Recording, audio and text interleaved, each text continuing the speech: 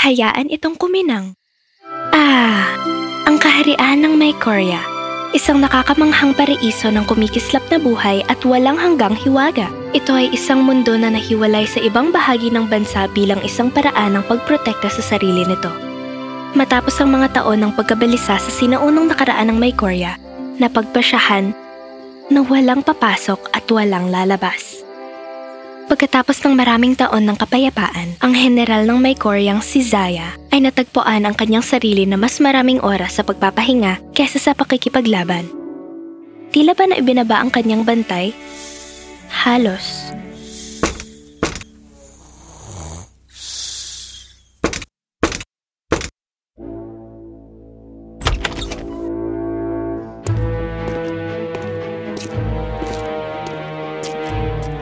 Tumabi ka, aso!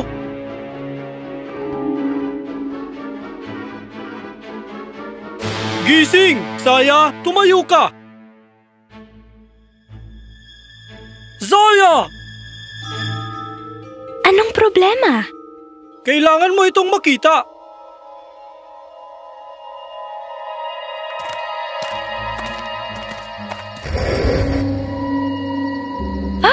Anong nangyari? Natuklasan ng ating mga surveyor ang isang kaguluhan kanina lang. Matapos ang ilang oras na paghahanap, nakakita kami ng isang bahagi ng kagubatan ng walang bioluminescence. Ano sa tingin mo, Bix? Hindi ito maganda. Sa katunayan, isa itong buhay na bangungot.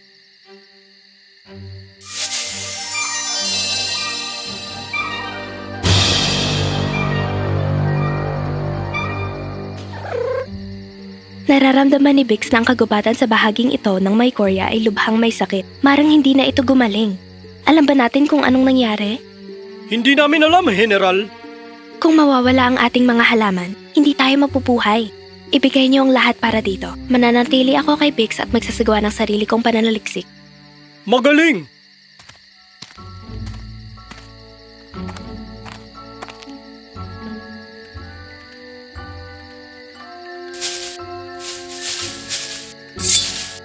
Maging handa ka dyan, Bix.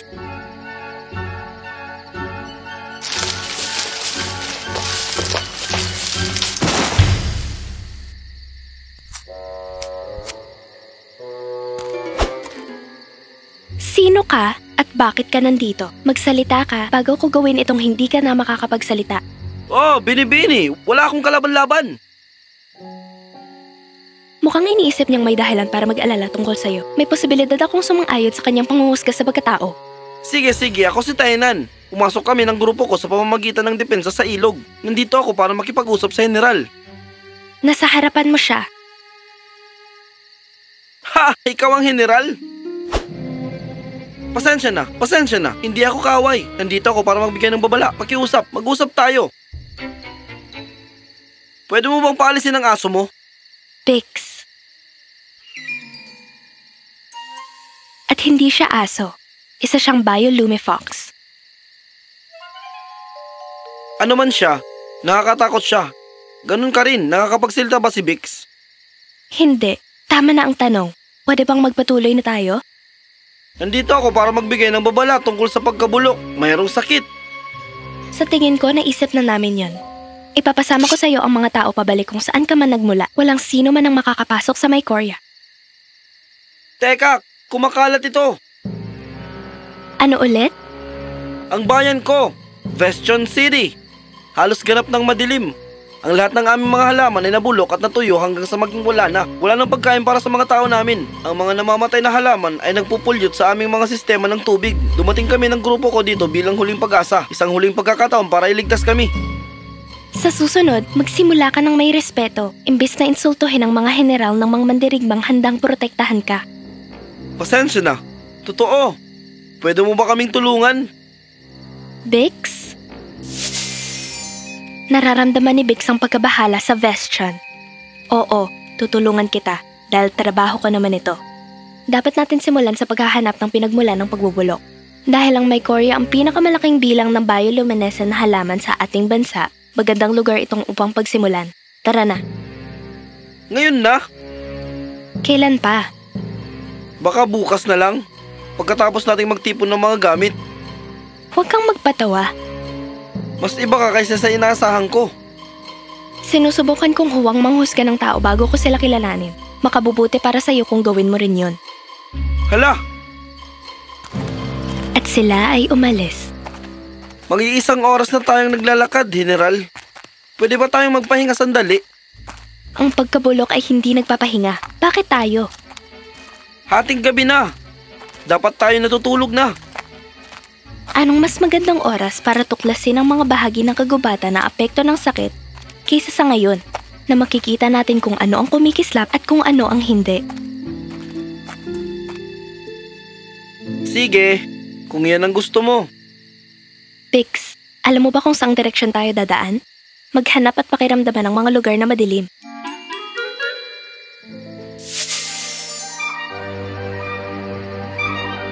Dito. Paano ka naging general? Kung ayos lang na itanong ko. Namana ko ang posisyon sa aking ama. Bakit niya ito ibinigay? Hindi mo kayang pumunuan ang mga mandirigma ng Mycoria kung patay ka na. Pasensya na, hindi ko alam. Paano mo malalaman? Nakatira ka sa labas ng pader ng pangunahing lungsod. Ang mga ganitong impormasyon ay hindi madaling makarating. At ang iyong ina? Hindi ko siya nakilala. Mukhang maganda iyon. Anong ibig sabihin mo dun? Pumanaw ang aking ina 2 taon nang nakalipas. Patawarin mo ko. Hindi ko dapat... Ayos lang, hindi mo naman alam. At ang aking tatay, hindi niya ito natanggap. Nawalan siya ng kontrol. Nawalan siya ng ano? Ang kanyang isipan, hindi na siya tulad ng dati. Naging malayo siya at walang humpay na nagsasalita tungkol sa kanyang kalungkutan. Nananabik siyang mapawi ang sakit. Ngunit pinanghawakan niya ang kanyang lungkot ng mahigpit na hindi na niya natagpuan ang kaligayahan. Hindi ko na kayang tiisin, kaya't umalis ako at sumama sa pangkat. Ganon ba ang tawag ng grupo mo? Ang pangkat? Simpleng pangalan, pero mahirap kalimutan.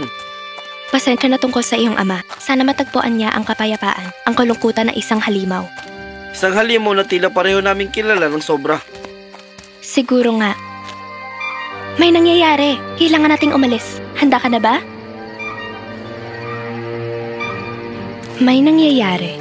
Ngunit walang paraan na handa kami para sa katotohanan at kung ano ang nangyayari sa hinaharap. Anong gagawin natin?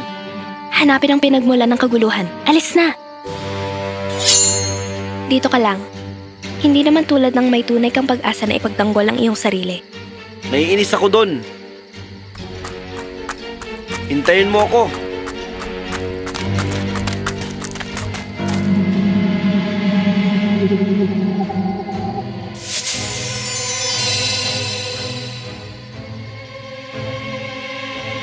Isa itong tao. Ibig mo sabihin may tao, hindi bagay ang gumawa nito? Kailangan nating makipag-ugnayan. Baliw ka ba? Makinig ka, Binibini. General. Andito ako para balaan ka tungkol sa sakit, hindi para makipaglaban. Kawili-wiling makakilala ng isang mandirigma na ayaw makipaglaban. Hindi ko alam kung paano. Manatili ka sa likod ko. Maaari ka pang magamit. Magpakita ka, sino ang may tapang na sirain ang nagbigay buhay sa amin?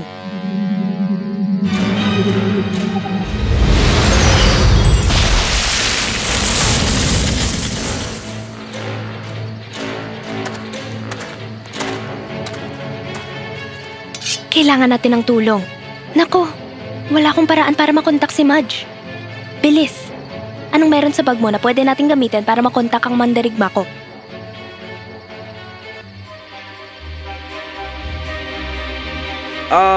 Gagana ba to?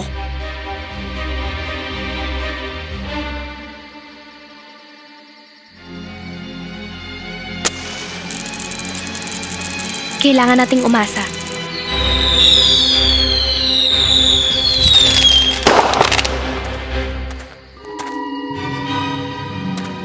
Bix, ngayon na. Gaya ng inensayo natin. Kaya mo yan, Bix. Nakita na kitang ginawa ito ng higit pa sa kaya kong bilangin.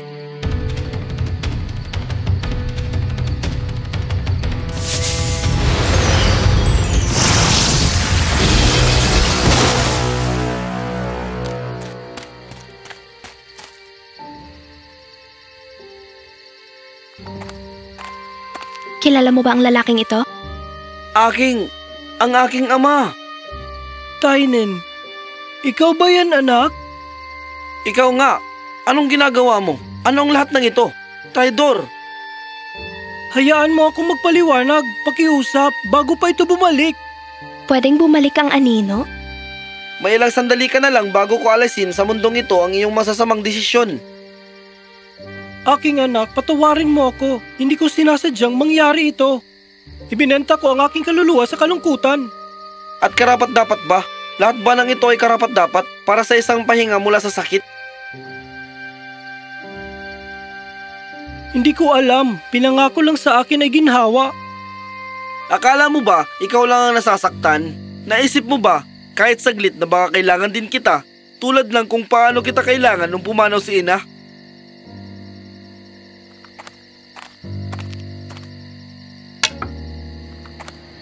Hindi ngayon ang oras para dyan.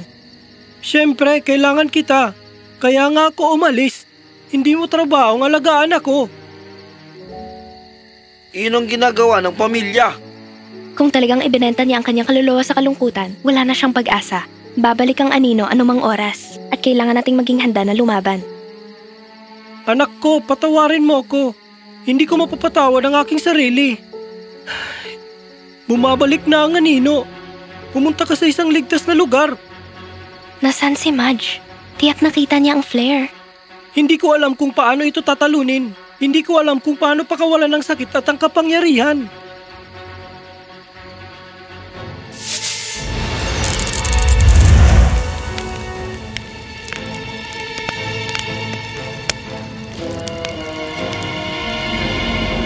Sandali lang, Ama. Isang pagbabago ng puso nakita ko. Tulungan mo na lang ako.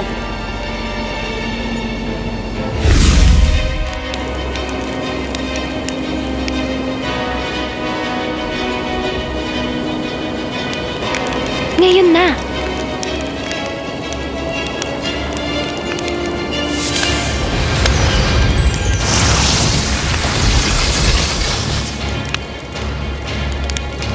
Tynan, ikaw lang makakapagwakas nito. Ako? Oo, ikaw. Kailangan mong makapasok sa kanya. Kaya mong iligtas siya mula sa anino at tapusin to.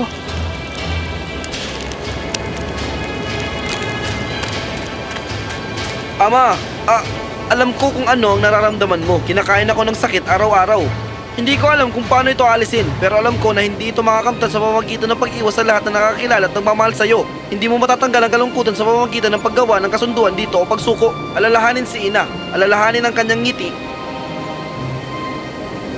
Alalahanin ng araw sa dalampasigan ng tayo nangongolekta ng mga fossil. Ang araw. Alam kong ayaw mo na sa lahat ng ito. Alam kong nagsisisi ka na nangyayari ito. Aking ama, pinapatawad na kita. At nandito ako, hindi ka nag-iisa. Hindi ka kailanman nag-iisa. Pangako ko. Anak ko! Napapasaya mo ako ng sobra.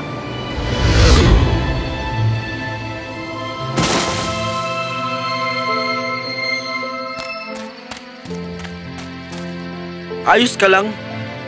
Wala na akong masyadong oras. Kukunin na ako ng kagubatan. Patawarin mo ko. Ako dapat ang kasama mo na magdalamhati para sa iyong ina. Hindi ko na ito magagawa pa, pero maaari akong umalis na may kapayapaan. Alam kong nagkasundo na tayong dalawa. Ama, hindi. Huwag kang umalis. Mahal kita, anak.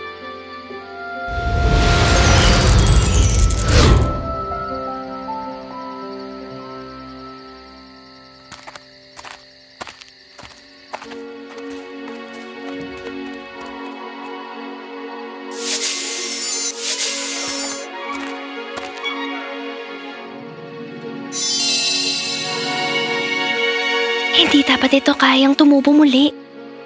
At hindi na dapat muling makaramdam ng kaligayahan ng tatay ko. Nandito na kami! Nasaan ang labanan? Natalo ni Zaya at Tainan ang kadiliman. Sa mga darating na buwan, ang pagdismaya ni Zaya kay Tainan ay lumago mula sa galit patungo sa pagpapahalaga at respeto. Madalas silang mag-ensayo ng magkasama at hindi nagtagal, naging mabuting magkaibigan. Sa pamamagitan ng kanilang koneksyon, nakaramdam si Zaya ng inspirasyon na buksan ang mga pintuan ng Mycorrhea. Sa kauna-unahang pagkakataon sa loob ng mga siglo, tinanggap ang mga tagalabas. Pinalawak ang mga ruta ng kalakalan at umusbong ang mga bagong relasyon. Bagamat bumalik si Tainan sa pangkat upang sanayin sila gamit ang mga teknik na natutunan niya mula kay Zaya at sa mga mindirigma, palagi siyang malugod na tinatanggap pabalik sa Mycorrhea. Mula ng araw na yon, hindi na muling bumagsak ang kadiliman ng Mycorrhea. Ang bioluminescence ay umuunlad at nagpapalakas sa mga kumukuha ng kapangyarihan mula rito. Paano ko ito nalaman? Tanong mo? May mga lihim na talagang ipinagkatiwala at dapat itago. Paalam!